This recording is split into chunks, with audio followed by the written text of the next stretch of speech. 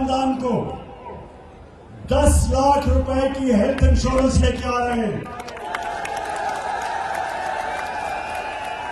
एक गरीब घर में जब एक बीमारी आती है, पैसा होता नहीं लोगों खानदान के पास, कर्जे ले लेते हैं इलाज करवाने के लिए।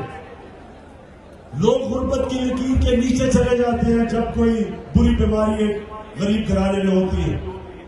लेकिन आपके लिए अब 10 लाख रुपए का हेल्थ कार्ड है। किसी भी अस्पताल में जाके, गवर्नमेंट हॉस्पिटल नहीं, अच्छे से अस्पताल में जाके अपना इलाज करवा सकते हैं 10 लाख रुपए तक। ये पहले क्यों नहीं हुआ नौजवानों? ये पहले क्यों नहीं हुआ?